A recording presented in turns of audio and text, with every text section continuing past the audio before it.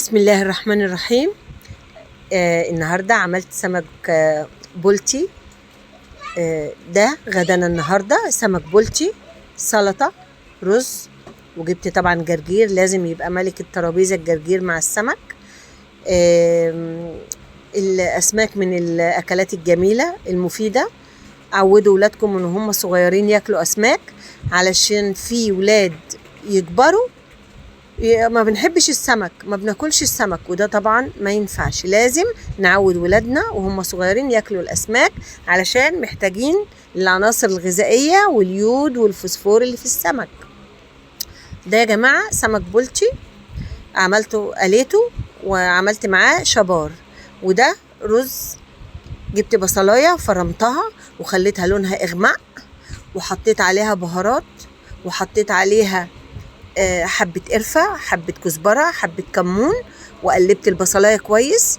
وانا عاملة كوباية رز مج، جبت كوبايتين مية حطيتهم على البصلاية. اول ما غليوا رميت ورقة لورا وحبة كزبرة تاني وحبة كمون والملح بتاعي، وحطيت الرز. واول ما الرز تشرب المية وطيت النار ورحت مغطياه طبعا وكتماه، مفيش 10 دقايق واستوى زي ما حضرتك شايفه كده. الجميله اللي ممكن تكون ما بتعرفش تعمل رز السمك، اهي الطريقه انا قلتها لك اهيت. والسمك طبعا اهم حاجه فيه غسيله، اغسلي السمك كويس هتاكلي احلى سمك وريحته هتبقى جميله. طبعا انا غسلته كويس وملحته وعصرت عليه ليمون وركنته نص ساعه في التلاجة. وبعد كده اما جيت بقى قربنا نتغدى رحت قليته.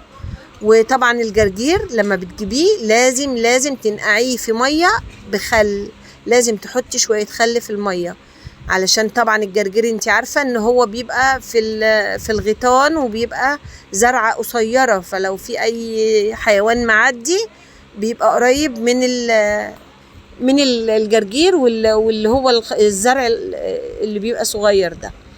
اهم حاجه النظافه في كل حاجه. بصوا شكل الاكل جميل ازاي، كل حاجه زي الفل. السلطه مغسوله كويس، الجرجير مغسول كويس، الليمون مغسول، كل حاجه. طبعا علشان احنا في الصيف فخلي بالكم. ودي كانت اكلتنا النهارده وغدانا. اتفضلوا معانا واتمنى تعجبكم، واتمنى اي حد عنده اي سؤال يتفضل تحت امرك. في تكه جميله كده هقولك عليها، سر من اسراري. السمك لما تيجي تقليه حطي مع الدقيق نشا علشان يطلع معاكي مقرمش، ما يطلعش طري. في بنات كتير بيشتكوا من ان لما بقلي السمك بيبقى طري، عايزاه يبقى مقرمش زي ما حضرتك شايفه كده.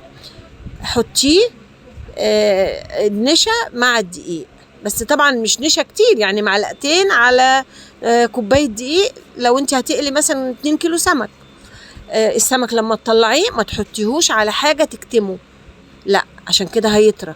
حطيه على شبكه، وبعد ما يتهوى كده وتحسي ان السمكيه بردت انقليها بقى على منديل كلينكس عشان لو فيها زيت